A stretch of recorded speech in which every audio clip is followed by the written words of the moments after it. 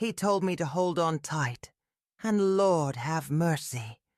I screamed so loud I think the whole county heard me. At 75 years old, with my knees that creak louder than my screen door, and hands that shake when I pour my morning coffee, I wrapped my arms around something I had no business touching, and felt a rush so powerful it nearly knocked the breath right out of my lungs. For the first time in 50 years I felt alive. Truly, bone-deep alive. My name is Cressida Miller, though most folks around Havenwood just call me Mrs. Miller now. Or sometimes just that old widow in the yellow house on Maple Street. I'm the woman who brings lemon bars to every church potluck, who never misses a Sunday service, who waves from her porch and keeps her yard neat as a pin. But that scream, that desperate, wild scream that tore from my throat, that was me too, the real me, the one I'd buried so deep I'd almost forgotten she existed. Now, I know what you're thinking. What in the world could make an old woman like me scream like that? What did I hold on to so tight that it shook me to my very core? And why did the whole town turn on me afterward like I'd committed some kind of mortal sin? Well, honey, that's exactly what I'm going to tell you.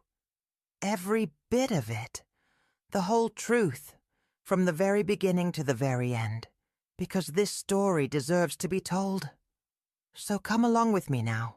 Walk with me through this memory, through every moment of it. Stay with me through the good parts and the hard parts, because by the time I'm done, you'll understand why that scream wasn't just fear. It was something else entirely. Something I never thought I'd feel again at my age. It started on a Tuesday morning in late April, the kind of morning where the air still had that bite of winter hanging on, but the sun was warm enough to make you believe spring might actually come. I was standing at my kitchen sink washing my breakfast dish, looking out at the lilac bush that was just starting to bud, when I heard it. A sound that didn't belong on Maple Street. A deep, rumbling growl that made the window glass vibrate against the frame. I dried my hands on my apron and moved to the front window, pulling back the lace curtain just enough to see. A moving truck was backing into the driveway of the house next door, the one that had sat empty since old Mr. Patterson passed 6 months back. But it wasn't the truck that caught my attention. It was what was parked behind it, gleaming in the morning sun like some kind of metal beast, black and chrome, polished to a mirror shine, sitting there quiet now, but somehow still looking dangerous, even when it wasn't moving. I hadn't seen one of those up close in decades.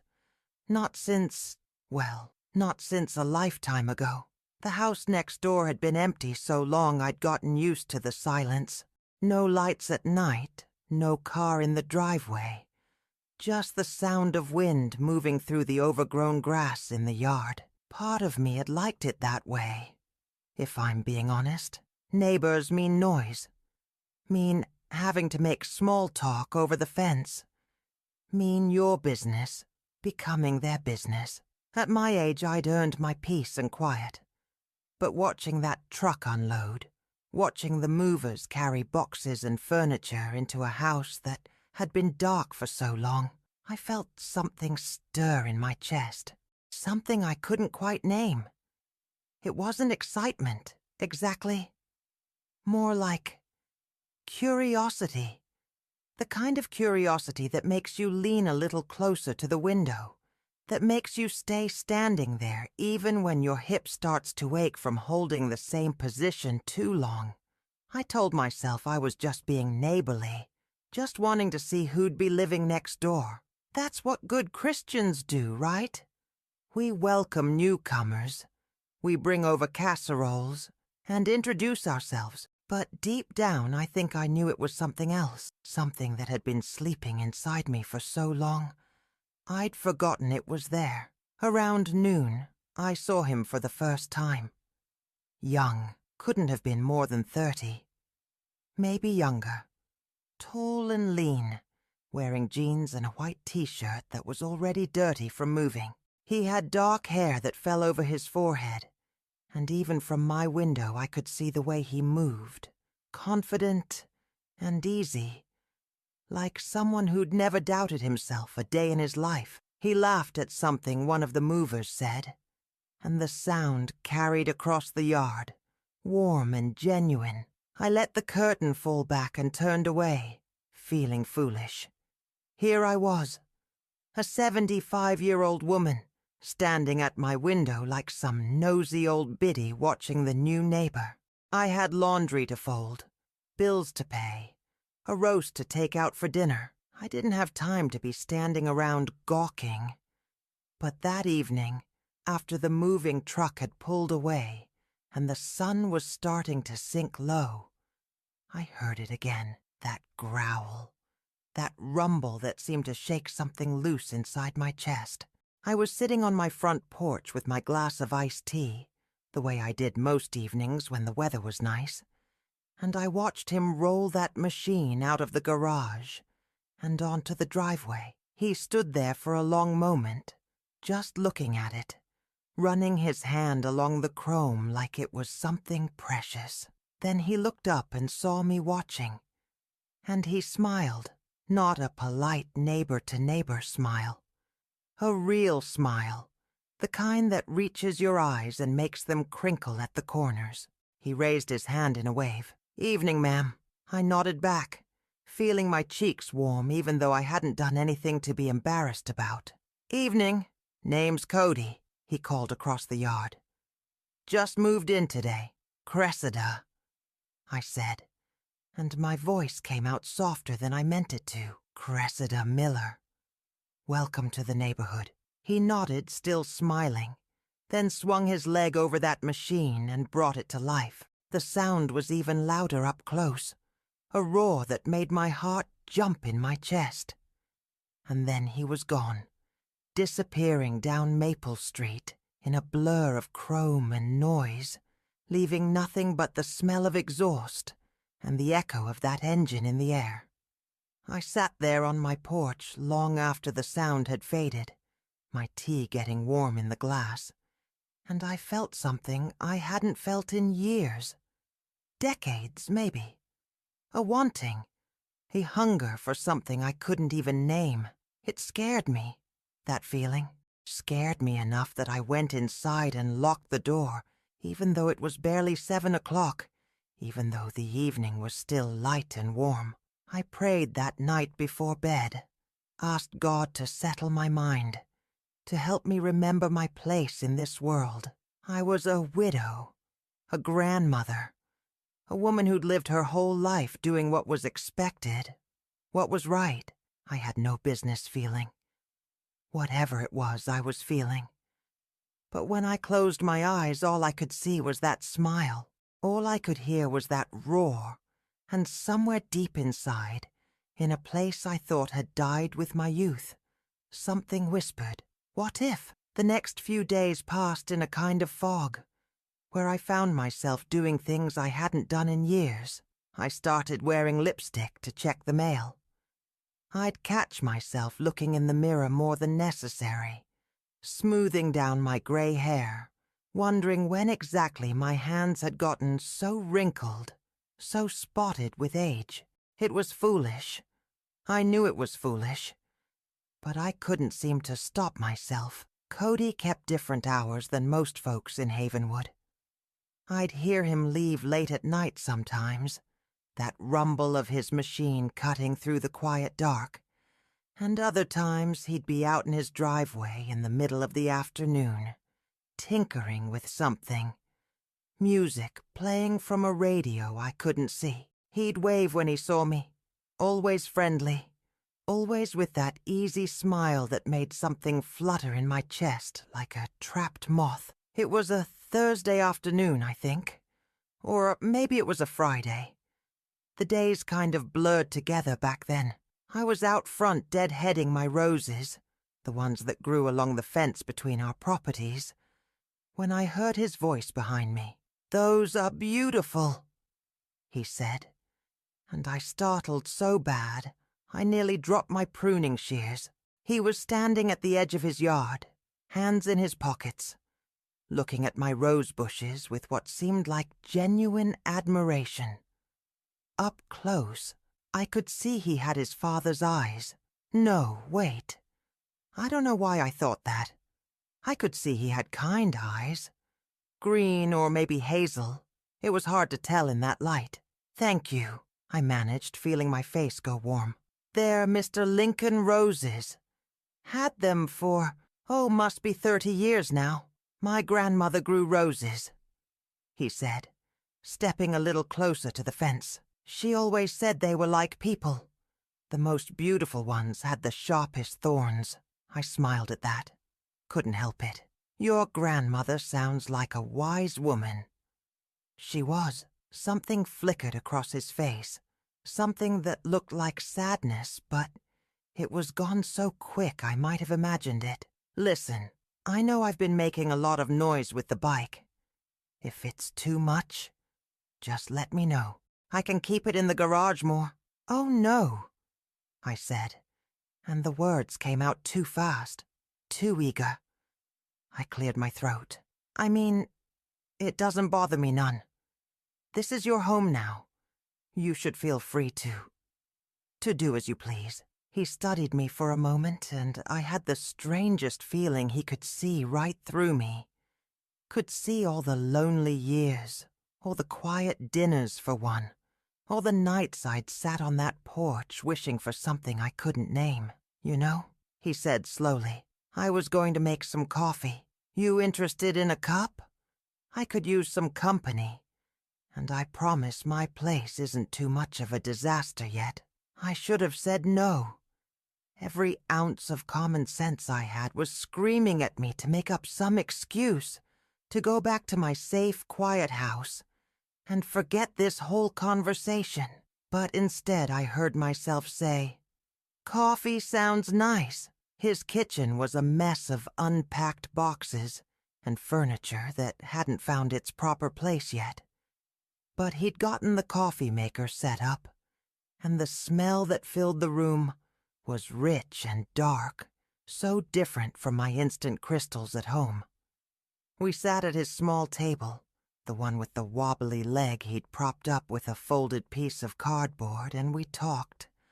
Lord, how we talked. He told me about growing up in Colorado, about learning to ride when he was 16, about jobs he'd had and places he'd seen, and I found myself telling him things I hadn't talked about in years. About how I'd lived in Havenwood my whole life. About my late husband, Walter, who'd passed 12 years back. About my daughter, Rebecca, who lived in Omaha now with her own family, and called once a week like clockwork, but never seemed to have time to visit. "That must be lonely," he said quietly, and there was no pity in his voice, just understanding. "It is what it is," I said, wrapping my hands around the warm mug. "You get used to it after a while. The quiet." "Do you?" he asked, and when I looked up his eyes were fixed on mine. "Get used to it, I mean? Or do you just get better at pretending it doesn't hurt?" The question hung in the air between us like smoke, and I couldn't answer because I didn't trust my voice not to break. Nobody had asked me something like that in longer than I could remember. Nobody had looked at me like I was still a person, with feelings that mattered, instead of just a nice old lady who made good lemon bars. When I finally left his house that evening, the sun was setting, and my coffee had long gone cold. I walked back across the yard feeling strange, feeling like something had shifted inside me that I couldn't shift back, and as I climbed my porch steps, I heard his door open behind me. "Cressida?" he called out. I turned, and he was standing in his doorway, backlit by the warm light from inside. "Thank you for the company," he said. "Maybe we could do it again sometime." "I'd like that," I whispered, and I meant it more than I'd meant anything in a long time. That night I lay in bed staring at the ceiling, and I couldn't stop thinking about the way he'd looked at me. Like I was interesting. Like I was worth listening to. Like I was more than just some old woman waiting to die. The coffee visits became a regular thing after that first afternoon, though I tried not to let myself think too hard about what that meant. 2, sometimes 3 times a week, I'd find myself crossing that little strip of grass between our houses, usually in the late afternoon, when the light was soft and golden. He'd see me coming, and have the coffee already brewing by the time I knocked. We'd sit at that wobbly table and the hours would slip away like water through my fingers. I learned that he worked nights sometimes, doing security at one of the factories outside town, which explained the odd hours. He told me about his grandfather, a man he'd never met, but whose memory seemed to haunt him in ways he couldn't quite explain. There was something in his voice when he talked about family, a hollow note that I recognized because I'd heard it in my own voice plenty of times. We were both lonely, I realized. Just different kinds of lonely. But it was more than the coffee and conversation that drew me back. It was the way he'd look up from whatever he was doing when I appeared at his door, like my arrival had just made his whole day better. It was the way he'd remember little things I'd mentioned in passing, asking about my daughter's new job, or whether my hip was still bothering me. It was the feeling that for the first time in decades, someone actually saw me. Not the church lady or the widow or the grandmother, but me, Cressida, the woman I'd been before life had covered her up with layers of duty and routine and resignation. I started lying to myself about why I was spending so much time over there. Told myself I was just being neighborly, just helping him settle in, just being the welcoming presence that Christians are supposed to be. But late at night, alone in my bed, I couldn't hide from the truth. I was lonely, desperately, achingly lonely, and he made me feel less alone. The shift happened on a Wednesday evening. I'm pretty sure it was Wednesday because that was the day I usually did my grocery shopping. I'd come home with my bags and was struggling to get them all out of the car in one trip. The way I always did, even though my doctor had told me not to carry heavy things. Cody must have heard me because he came jogging across the yard, still in his work clothes, and insisted on carrying everything inside for me. He set the bags on my kitchen counter, and I busied myself putting things away, chattering nervously about how the store had been out of my usual bread, and I'd had to get a different kind. He stood there watching me, leaning against my old refrigerator, and then he said something about how my kitchen smelled like cinnamon and vanilla, like a grandmother's house should smell. It wasn't the words themselves that did it. It was the way he said them, with this note of longing that broke my heart a little. I asked him if his grandmother had baked, and he told me she had, right up until the end. Right up until the cancer took her last year. His voice cracked on that last part, and before I could think about what I was doing, I'd crossed the kitchen and put my hand on his arm. Just a touch, just a gesture of comfort. But the moment my fingers made contact with his skin, something electric passed between us. I felt it clear down to my bones. He looked down at my hand on his arm, and then up at my face. And for just a second, maybe 2, we stood there frozen.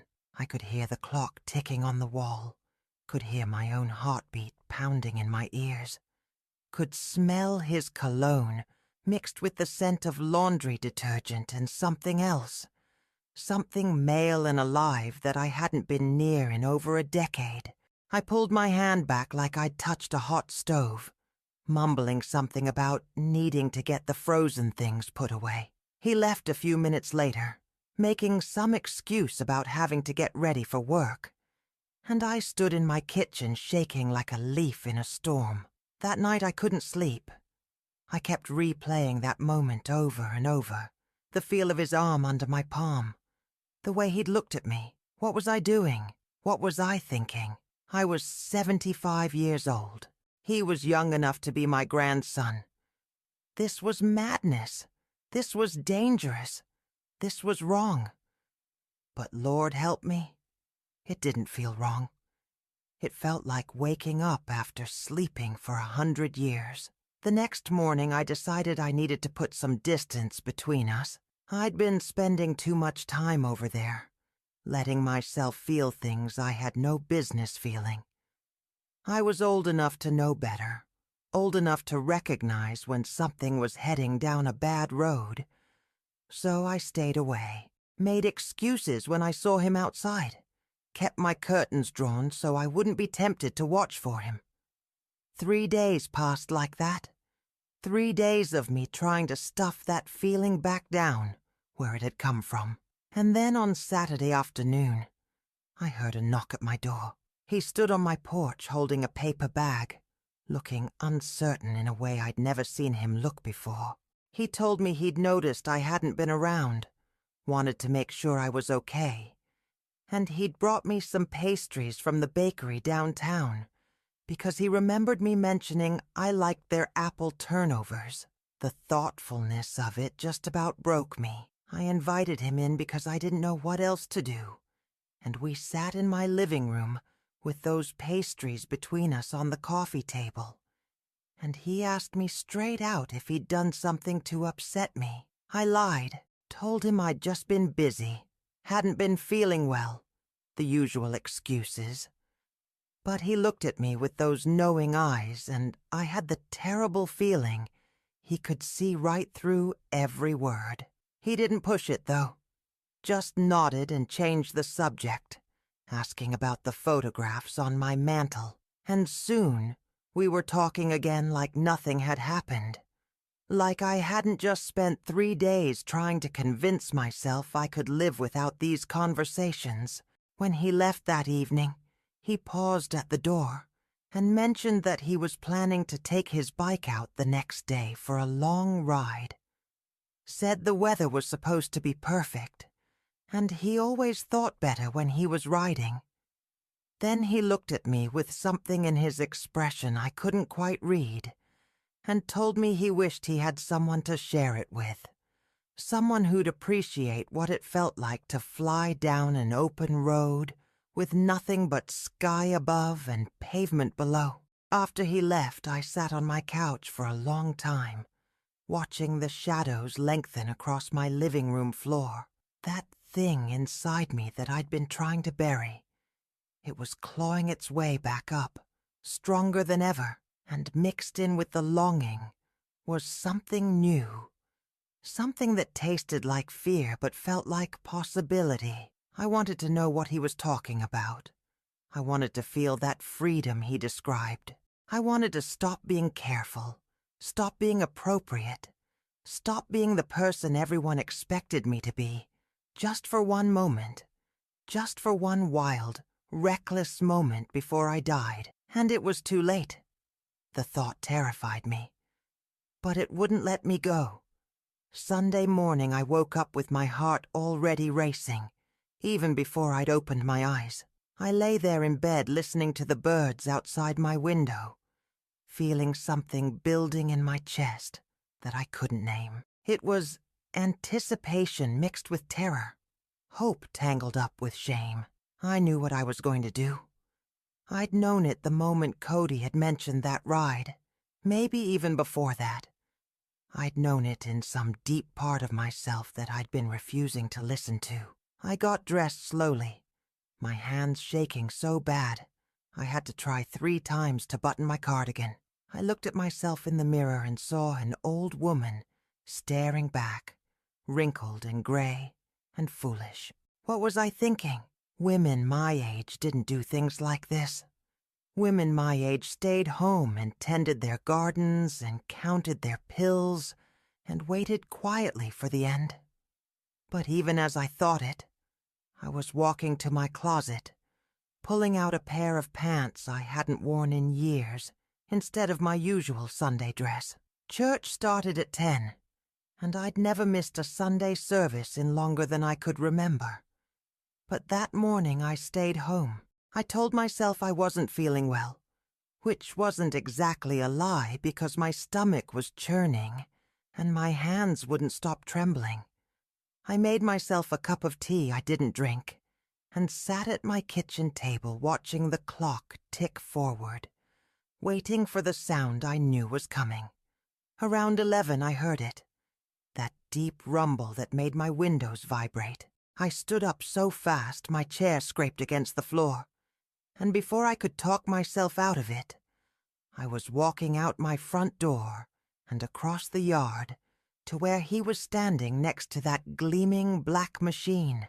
He looked surprised to see me, and I managed to get the words out before my courage failed. Told him I'd been thinking about what he said, about that ride, about feeling free, and if the offer was still open, I'd like to go, just once, just to see what it felt like. The smile that spread across his face was so genuine, so full of pure joy, that it made my chest ache. He told me he'd be honored, that he'd take it slow, that I just had to trust him and hold on tight. He pulled out a helmet from somewhere, an extra one he said he always kept, and helped me put it on.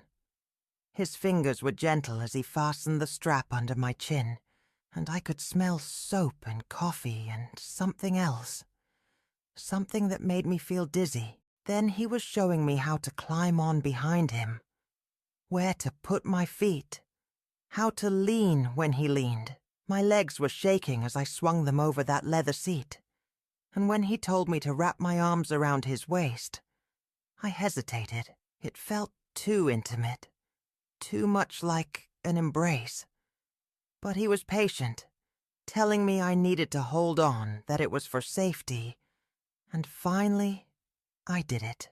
I put my arms around him and felt the warmth of him through his jacket, felt the solid realness of another human body against mine for the first time in over a decade. The engine roared to life beneath us, and I felt the vibration through every bone in my body. He called back something about holding on tight, and then we were moving, slowly at first, just rolling down Maple Street past all the houses I'd known my whole life. Mrs. Henderson was out watering her petunias, and her jaw actually dropped when she saw me. I watched her face blur past and felt a wild laugh bubble up in my throat. Then we turned onto Main Street, and he opened it up. The world exploded into speed and sound and sensation. Wind tore at my clothes despite the helmet. Houses became streaks of color, and my stomach dropped like I was falling. I screamed, "God help me!" I screamed louder than I'd ever screamed in my entire life, a sound that was part terror and part exhilaration, and part something else entirely, something primal and alive and real. We flew past the church just as people were coming out from service. I saw their faces turn toward us, saw their expressions of shock and disapproval, and I didn't care. In that moment, I absolutely did not care, because I was alive. For the first time in 50 years, I felt completely, entirely, painfully alive. He took us out of town, down County Road 12, where the fields stretched out green and gold on either side. The sky was so blue it hurt to look at, and the sun was warm on my back, and I was holding on to this young man, and screaming my head off, and feeling more free than I'd ever felt, sitting in a church pew, or folding laundry, or doing any of the thousands of safe, appropriate things I'd done for 7.5 decades. When we finally stopped, pulling over by an old oak tree that marked the county line. I was shaking so hard I could barely climb off. My legs were jelly. My heart was pounding like it might burst right out of my chest, and I couldn't stop laughing. Laughing and crying at the same time, mascara probably running down my face, completely undignified and completely not caring. He asked me if I was okay, concern in his voice, and all I could do was nod because I didn't trust myself to speak. I wasn't okay. I was the furthest thing from okay. I was transformed. We stayed there for maybe 20 minutes, sitting under that oak tree while I caught my breath, and my heart rate slowly returned to something approaching normal. He didn't push me to talk, just sat beside me in comfortable silence. And I was grateful for that because I was too full of feeling to form words. On the ride back, I didn't scream. I held on just as tight, but this time my eyes were open wide, taking in everything, memorizing every sensation because I knew this was a moment I'd carry with me for whatever time I had left. This was mine, this memory, this feeling, this one perfect moment of absolute freedom. It belonged to me, and nobody could take it away. But when we pulled back onto Maple Street, reality came crashing back like a bucket of cold water. Cars I recognized were parked along the curbs. Neighbors were standing in their yards, talking in clusters. And when they saw us, the conversation stopped. They just stared. Some of them looked shocked, some looked disgusted, and some looked at me with something that might have been pity. I climbed off that machine with as much dignity as I could manage, thanked him for the ride, and walked back to my house on legs that still trembled. I could feel their eyes on my back, could practically hear their thoughts, could imagine the phone calls that were already being made. And as I closed my front door behind me and leaned against it, breathing hard, I realized something that made my blood run cold. I'd just made the biggest mistake of my life. Not because of what I'd done, but because of what people would think I'd done. Because in a town like Havenwood, perception was everything, and I'd just given them plenty to perceive. My phone started ringing before I'd even taken off my jacket. It was my daughter Rebecca, and I knew, without answering, exactly what she was going to say. I didn't answer Rebecca's call that first time, or the second, or the third.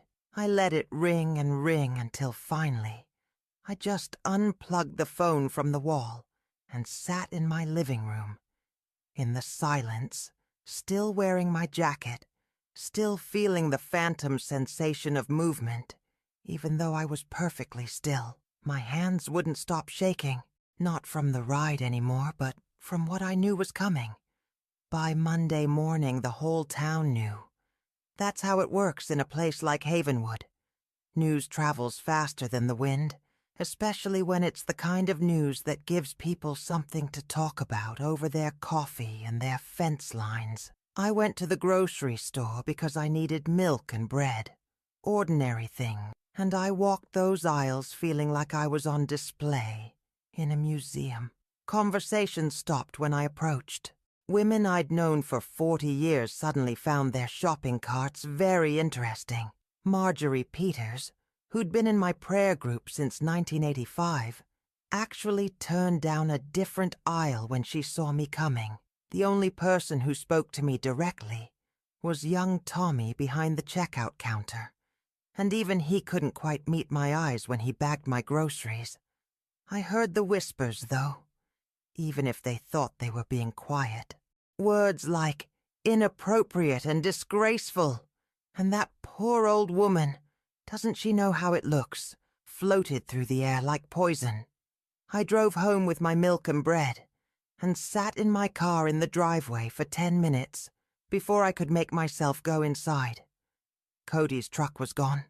He was probably at work, sleeping off his night shift, completely unaware that he'd become the villain in everyone's story about poor, foolish Mrs. Miller who'd lost her mind. That evening Rebecca showed up unannounced. I heard her car pull up and knew I couldn't avoid this anymore. She didn't even knock, just came right in the way she used to when she still lived here.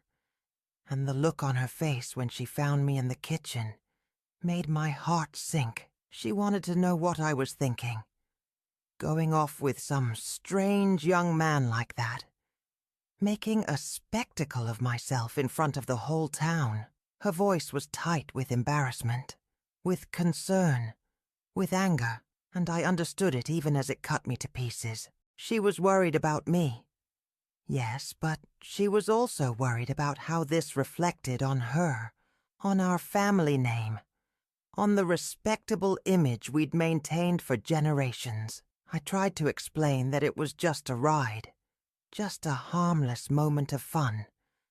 But the words sounded weak even to my own ears. Because it wasn't just a ride, not really, and we both knew it. It was me stepping outside the lines that had been drawn around my life, and in a town like this, that was the same as committing a crime. She told me people were talking, that they were saying terrible things, that Mrs. Henderson had called her genuinely concerned about my mental state. She asked me if I was lonely, if I needed to see a doctor, if maybe it was time to think about moving to Omaha where she could keep an eye on me. The suggestion hung in the air like a threat, and I felt something inside me go cold and hard. I wasn't crazy. I wasn't senile. I was just a woman who'd taken one ride, felt one moment of freedom, and now everyone was treating me like I'd lost my mind. The unfairness of it made my throat tight with unshed tears. But I didn't cry. I wouldn't give anyone the satisfaction of seeing me broken. Rebecca left after extracting a promise from me that I'd think about what she'd said, that I'd be more careful, that I'd remember my age and my position in this community. I agreed because it was easier than fighting. But the moment her car pulled away, I felt the weight of those promises sitting on my chest, like stones. That night I sat on my porch in the dark, and I saw Cody's truck pull into his driveway. He got out and started walking toward his door, but then he stopped and looked over at my house. For a long moment we just looked at each other across that strip of grass, and I wondered what he was thinking. If he'd heard the gossip yet, if he regretted taking me on that ride, if he thought I was just some lonely old fool who'd misread kindness for something more. He raised his hand in a small wave, and after a moment, I waved back. Then he went inside, and I stayed sitting there in the darkness, feeling more alone than I had in years. The next few days passed in a fog of isolation. My phone stayed unplugged. I stopped going to my usual places. I couldn't face the stares, the whispers, the way people looked at me like I'd become someone they didn't recognize. Even my own daughter thought I'd lost my grip on reality. The loneliness pressed down on me like a physical weight, making it hard to breathe, hard to think, hard to remember why I'd thought that ride was worth it. But here's the thing nobody understood. Here's what I couldn't explain to Rebecca or to anyone else in this town. That moment on the back of that machine, that scream that tore from my throat, that feeling of absolute freedom, it had cracked something open inside me. It had reminded me that I was still here, still alive, still capable of feeling something other than the dull ache of routine and resignation. And now that I'd felt it, I couldn't just pretend I hadn't.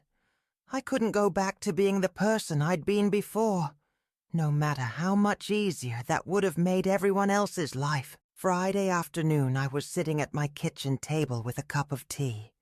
I wasn't drinking when I heard a knock at my door. My first instinct was to ignore it, to stay hidden in my house like I'd been doing. But something made me get up and answer. It was Cody. He stood on my porch looking uncomfortable, his hands shoved in his pockets. And before I could say anything, he told me he'd heard what people were saying, that he was sorry, that he never meant to cause me trouble, that maybe it would be better if we kept our distance for a while, just until things died down. The words were reasonable. They made perfect sense. They were exactly what Rebecca would want him to say.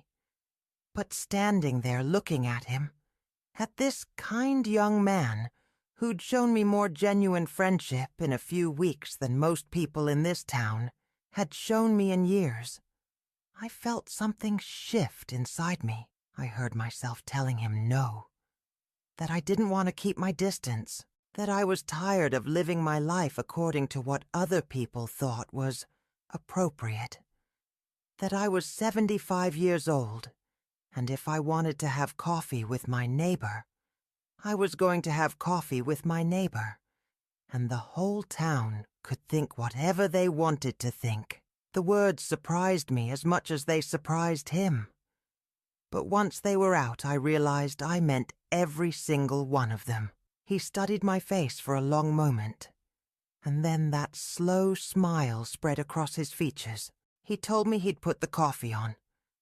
After that day on my porch, something changed in me. Or maybe it didn't change so much as solidify, like water freezing into ice. I'd spent my whole life being careful, being considerate of what other people thought, molding myself into the shape everyone expected. And where had it gotten me?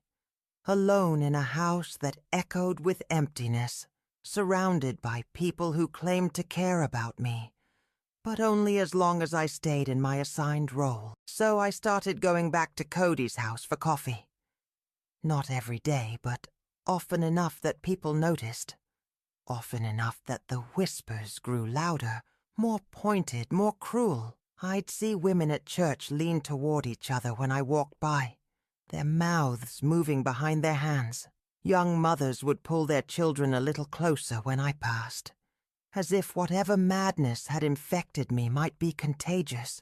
The pastor's wife, Helen Richardson, stopped me after service one Sunday in early May. She put her hand on my arm with that particular kind of grip that looks gentle but isn't, and told me she was concerned about my soul, that the devil works in subtle ways, especially with the lonely and the vulnerable, that I should be careful about the company I kept, the appearances I created. She said it all with this syrupy sweetness that made my skin crawl, and the whole time her eyes were hard as marbles. I thanked her for her concern and walked away, but her words stuck to me like burrs, because part of me, the part that had been trained from birth to be good and proper and appropriate, wondered if she was right.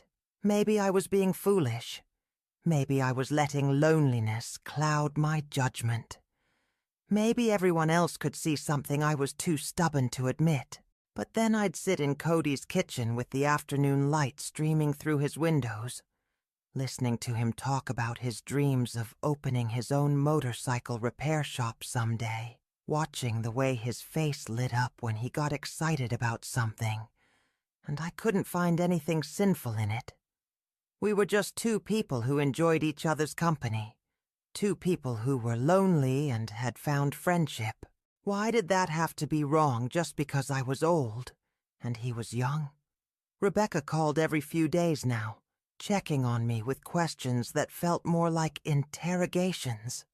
She wanted to know if I was still spending time with that boy next door, if I'd thought more about moving to Omaha, if I'd made an appointment with my doctor to discuss my mental health.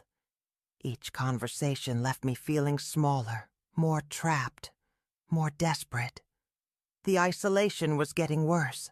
My prayer group asked me not to come back for a while, said they thought I needed time to reflect and pray about my choices. The woman who usually picked me up for our Tuesday morning coffee dates at the diner stopped calling. Even young Tommy at the grocery store had stopped making eye contact, probably warned by his mother not to encourage the crazy old lady. It was around this time that I started noticing things that didn't quite add up, little things that my mind kept catching on like thorns. The way Cody would sometimes stop mid-sentence and get this faraway look, like he was somewhere else entirely. The questions he'd ask about my past, questions that seemed casual but felt pointed. Did I ever live anywhere else? Had I always been a Miller, or was that my married name? Did I have any old photographs from when I was young? I'd answer honestly because I had nothing to hide, but afterward I'd feel uneasy without quite knowing why. It was like trying to remember a dream that slips away the moment you wake up. Something was there, something important, but I couldn't quite grasp it. One afternoon in mid-May, or maybe it was late May, the days were running together by then, I brought over a lemon cake I'd baked. He wasn't expecting me, and when he opened the door, I caught a glimpse of his kitchen table before he quickly moved to block my view. There were papers spread out, old-looking papers and what looked like photographs. He swept them all into a drawer with a casualness that felt practiced, but not before I saw something that made my heart skip. It was a photograph, yellowed with age, and even from across the room I could see two young people in it. The image burned itself into my mind in that split second before it disappeared. A girl in a summer dress standing next to a tall oak tree, and beside her a young man in uniform. The tree I knew. It was the old Patterson oak, the one that used to stand on the property where Cody's house now sat, before lightning took it down in the storm of '93. But it was the people in the photograph that made my hands start to shake, because that girl looked familiar in a way that made my chest tight, in a way that made memories I'd buried for decades start to claw their way back up. Cody took the cake and thanked me with his usual warmth, but there was something different in his eyes now, something watchful. We had our coffee and talked about ordinary things. But the whole time I kept thinking about that photograph, about the girl who looked so much like someone I used to know, someone I used to be. When I left that afternoon, I felt different. The unease that had been building for weeks had crystallized into something sharper, something that felt almost like fear, because suddenly I was wondering if Cody's arrival in Havenwood, his choice to move into that specific house, his friendship with me, if any of it was the coincidence I'd assumed it was. That night I lay in bed staring at the ceiling, trying to remember. There had been an oak tree. I knew that. I had a memory of standing under it, feeling the rough bark against my back, hearing someone's voice saying they'd come back for me, that they'd always come back. But the memory was soft around the edges, worn down by time and deliberately forgotten, and when I tried to grab hold of it, it slipped away like smoke. I thought about that photograph hidden in Cody's drawer. I thought about all his questions. I thought about the way he'd looked at me sometimes, with an intensity that felt like he was searching for something. And for the first time since he'd moved in next door, I felt afraid. Not of him exactly, but of what he might know, of what he might want, of secrets I thought were buried so deep that nobody could ever dig them up again. I couldn't stop thinking about that photograph. It haunted me through sleepless nights and distracted days, pulling at threads of memory I'd spent 50 years trying to forget. I'd wake up at 3 a.m. with fragments of images in my mind. A young man's smile, the smell of honeysuckle in summer air, the weight of a promise that felt like an anchor and a lifeline all at once. But every time I tried to hold on to those memories, They'd scatter like startled birds. For nearly a week I avoided Cody's house, made excuses when I saw him outside, told him I wasn't feeling well, which wasn't entirely a lie because the anxiety was making my stomach churn and my hands shake worse than usual. But staying away didn't help. If anything, it made everything worse because now I was alone with my suspicions, with questions that grew bigger and more terrifying the longer they went unanswered. The town's judgment I could handle. I'd learned to live with the stares and whispers, had developed a thick skin out of sheer necessity. But this was different. This felt like standing on the edge of a cliff, knowing that one more step would send me tumbling into something I couldn't climb back out of. It was a Thursday evening, I'm fairly certain, when everything came to a head. I was sitting on my porch with my Bible open in my lap, not really reading it, but needing the comfort of its weight, its familiar presence. The sun was setting in that particular way it does in late May, all orange and pink streaked across the sky, and I heard Cody's truck pull into his driveway.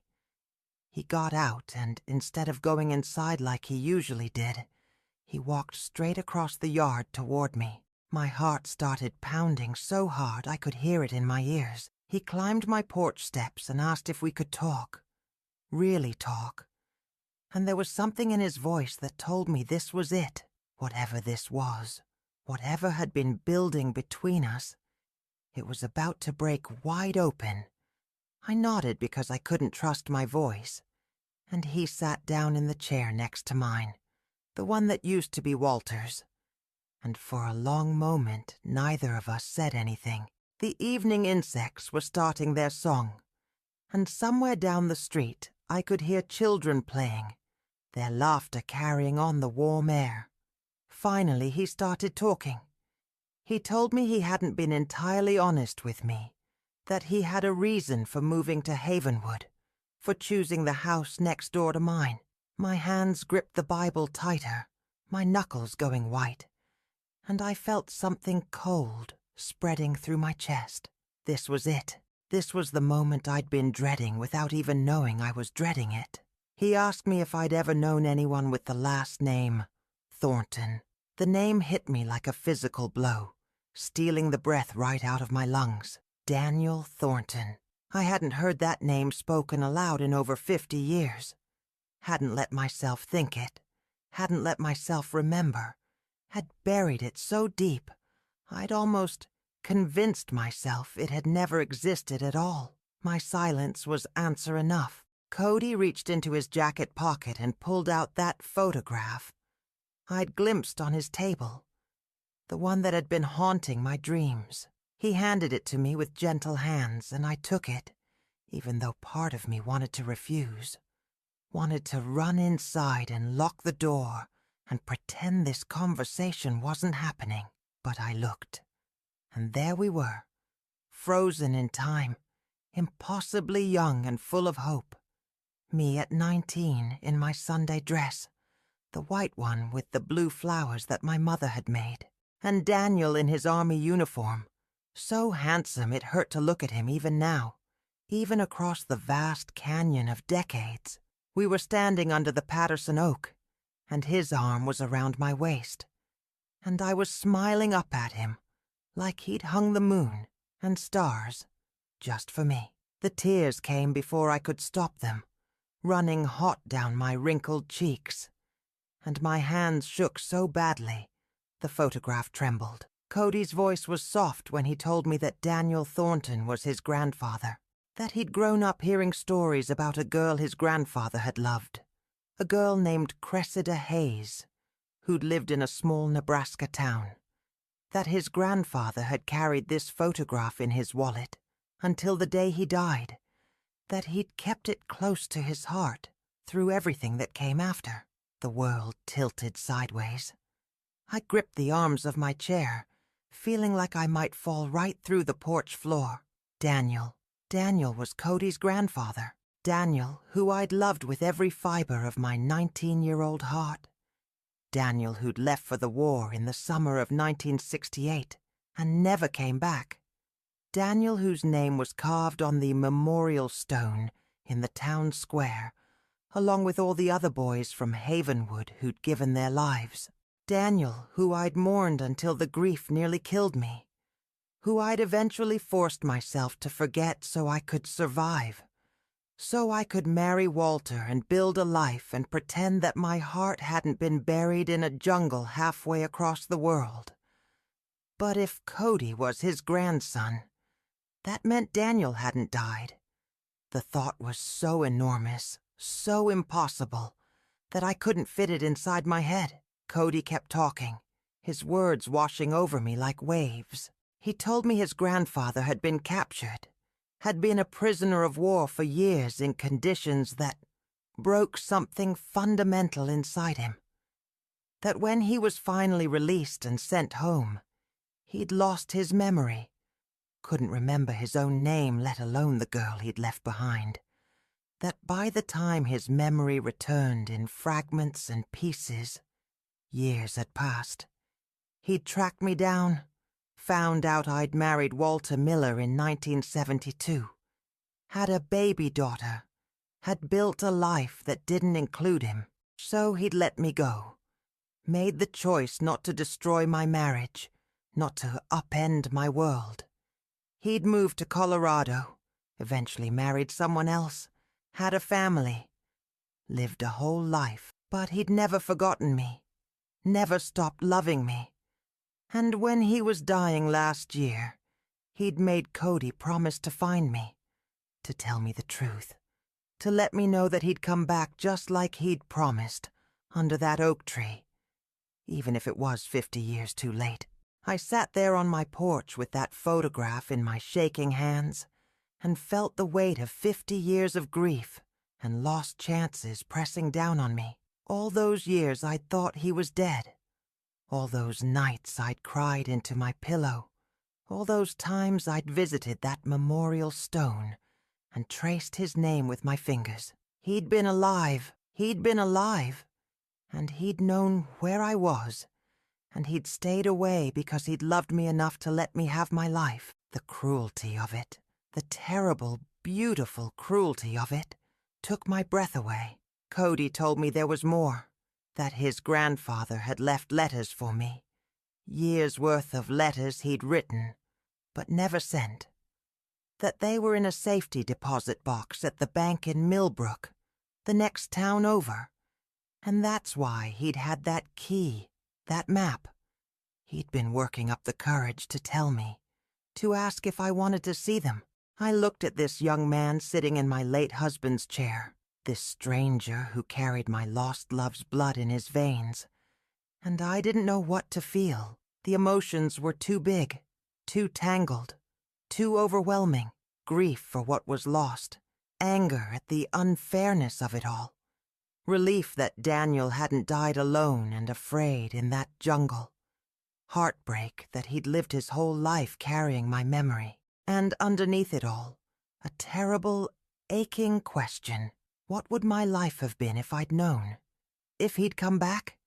If we'd had our chance? Night had fallen completely while we talked, the porch light casting long shadows, and I realized I'd been crying the whole time, tears streaming down my face unchecked. Cody asked me if I was okay, if I needed anything, and I almost laughed at the absurdity of the question. Okay, I'd just found out that the love of my life hadn't died, that he'd survived and remembered me and loved me until his last breath, that everything I'd built my life on was both true and a lie, that I'd been mourning a ghost while the real man had been out there somewhere, breathing the same air, looking at the same moon, carrying me in his heart, just like I'd carried him in mine before I'd forced myself to bury that part of me so deep I'd almost forgotten it existed. How could I possibly be okay? I didn't sleep that night. Couldn't even pretend to try. I sat in my darkened living room with that photograph on my lap, staring at the faces of two people who'd been so sure they had forever ahead of them. Every time I closed my eyes, I saw Daniel. Not the boy in the photograph, but the man I'd built in my imagination over the decades. Sometimes dead, sometimes alive, sometimes a ghost that lived in the space between what was and what might have been. The letters, God help me, those letters were all I could think about. What had he written? What had he wanted to say to me across all those silent years? Part of me was desperate to know, to read every word, to hear his voice one more time, even if it was just ink on paper. But another part of me, the part that had survived by learning not to look back, was terrified of what those letters might contain. By morning I looked like I'd aged another 10 years. My eyes were swollen from crying, my hands wouldn't stop shaking, and I felt hollowed out, like someone had scooped everything important out of me and left just the shell. I made coffee I couldn't drink and toast I couldn't eat, and I sat at my kitchen table watching the sun come up and wondering how everything in my life could change so completely in the space of a single evening. Rebecca called around 8. She'd heard something. I could tell by the tone of her voice, that careful way she had of asking questions when she already knew the answers would upset her. Someone had seen Cody on my porch the night before, had seen us talking for hours, had probably seen me crying. The gossip mill in Havenwood never slept, and my daughter had apparently been getting regular updates on my scandalous behavior. I told her the truth.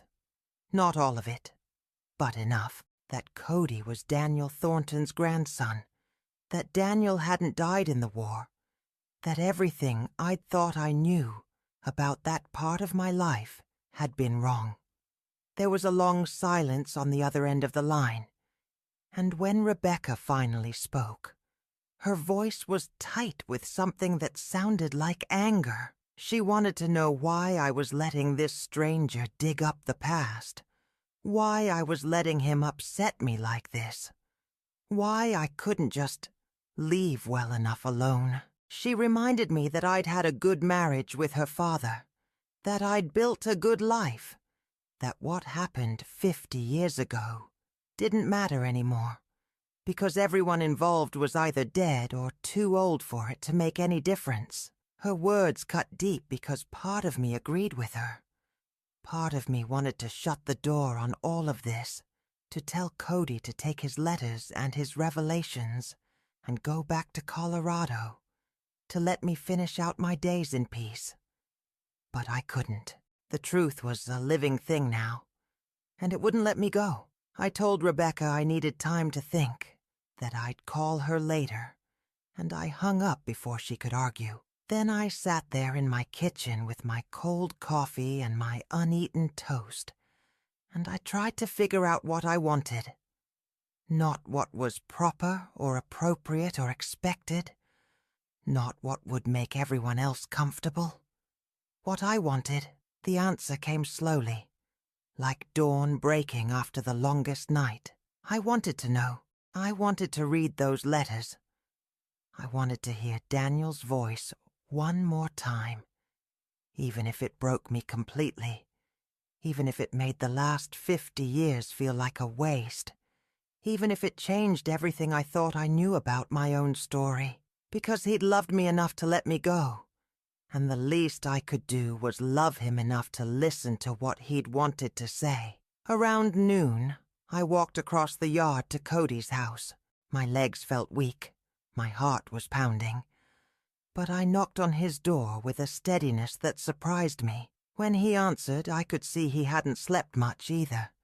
His eyes were red-rimmed, his hair uncombed, and he looked at me with such concern, such genuine worry, that it made my throat tight.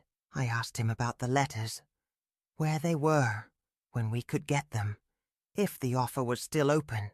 Relief flooded his face, and he told me we could go that afternoon if I wanted, that the bank in Millbrook was open until 5, that he'd been hoping I'd ask but hadn't wanted to push.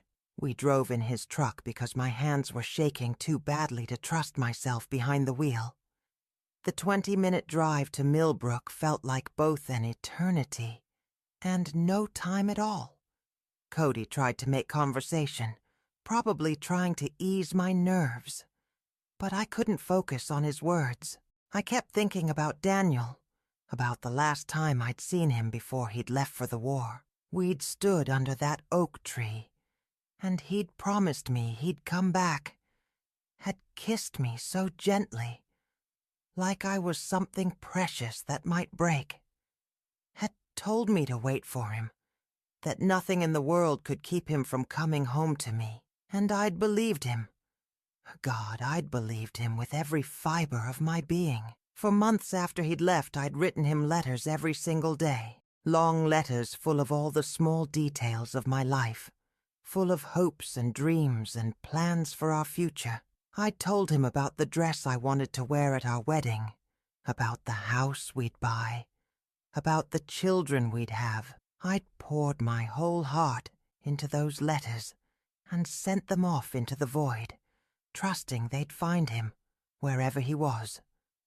And then the letters had started coming back, return to sender, unable to forward. And then that terrible day when the army officers had come to my parents' house with their sad eyes and their formal condolences, telling us that Private Daniel Thornton was missing and presumed dead. Presumed dead! I'd held on to that word presumed for longer than I should have, had let myself hope against hope that maybe they were wrong, that maybe he'd come home after all, but he never did. And eventually I'd had to accept that he was gone, had to pack away my white dress and my dreams and my broken heart, had to learn how to live in a world that didn't have Daniel in it. The bank was a small brick building on Millbrook's main street, the kind of place that had probably looked exactly the same for 50 years. Cody led me inside, spoke quietly with a clerk, showed her some papers, and then we were being taken to a private room. The clerk brought out a metal box, set it on the table between us, and left us alone. Cody pushed the box toward me.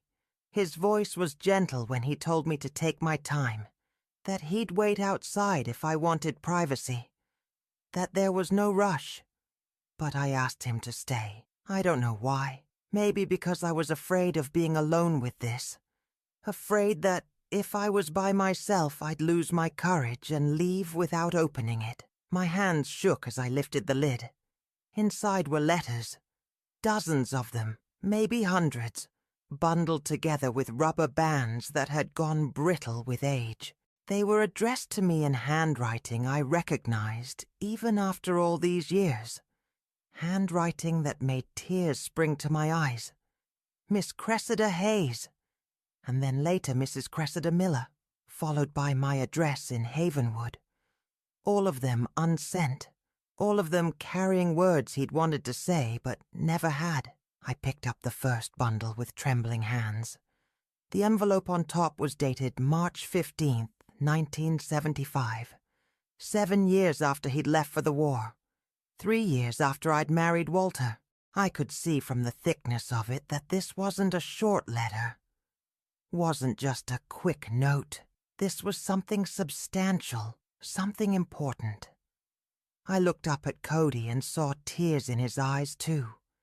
He nodded at me, encouraging, and I carefully opened that first envelope, pulled out the pages inside, and began to read the words Daniel had written to me from across the unbridgeable distance of time and circumstance and choices that couldn't be unmade. My dearest Cressida, the letter began, and just those 3 words broke something inside me that had been holding on by a thread for 50 years. I don't know if you'll ever read this. I don't know if I'll ever have the courage to send it. But I need to write it anyway. Need to tell you everything, even if these words never leave this page. I'm alive. I know you think I'm dead. I know that's what they told you. And for a long time, I might as well have been dead. The things that happened in that prison camp, they broke me in ways I didn't know a person could be broken. When they finally let us go, I didn't remember my own name. Didn't remember anything except darkness and pain. But I remembered you. Not at first, but eventually. Your face came back to me in pieces. Your smile, your laugh, the way you looked standing under our oak tree, the promise I made you that I'd come back. By the time I remembered enough to find you, you were married. I saw the announcement in the newspaper, saw your wedding photo. You looked beautiful, Cressy. You looked happy. And I knew I had no right to take that away from you. No right to destroy everything you'd built while I was gone. So I stayed away. It was the hardest thing I've ever done. And I did it because I loved you.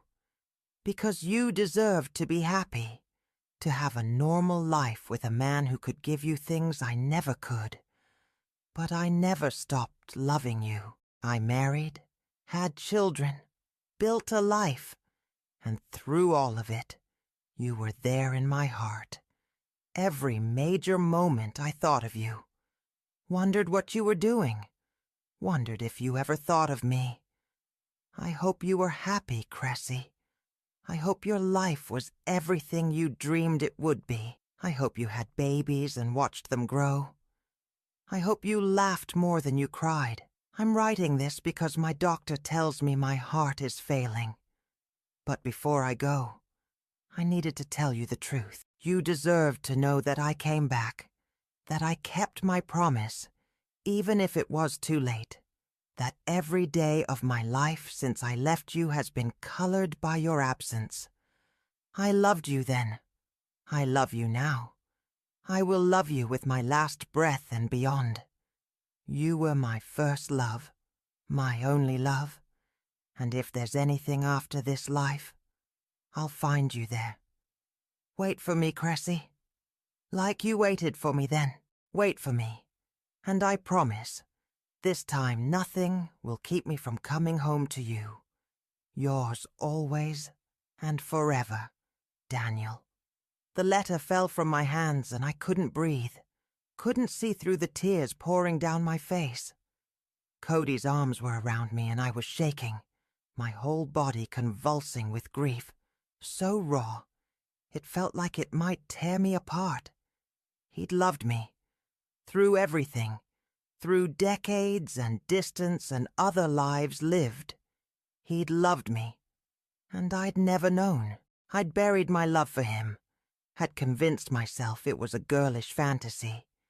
Had told myself that what Walter and I had was enough. And it had been enough. Or I'd made it enough because that's what you did. But now, sitting in this bank room, with Daniel's words burning into my soul, I had to face the truth. I'd loved Daniel Thornton, with a depth I'd never felt again. What Walter and I had was good and real, but it wasn't this. It had never been this all-consuming connection, and Daniel had felt it too. Had carried it through hell and back. Had loved me enough to let me go, to stay away, to sacrifice his happiness for mine. The nobility of it made me weep harder. There were more letters in that box, years and years of them. But I couldn't read them. Not then. I sat in Cody's arms and cried until I had nothing left, until I was empty, and wrung out and fundamentally changed. When I could finally speak, my voice was rough and broken. I asked Cody why Daniel had never sent the letters, and he told me that his grandfather had said it would be selfish, that I deserved to remember him as he'd been, not as the broken man he'd become, that he'd wanted me to have peace, not regrets. But all I had now were regrets. Regrets for the life we never had, for the years we'd lost, for the love we'd been forced to bury. And underneath the regrets was a question that would haunt me. If I'd known, would I have chosen differently? I didn't know. God help me. I still don't know. I took those letters home that day. All of them. Carried them like they were made of glass. For the next week, I read one each morning with my coffee, letting Daniel's voice fill the empty spaces of my house. He wrote about his children, his work, the ordinary moments of a life lived without me. But threaded through every letter was love, constant and unwavering, a love that had survived everything life threw at it. The last letter was different. It was dated just 3 weeks before he died, and his handwriting was shaky, harder to read.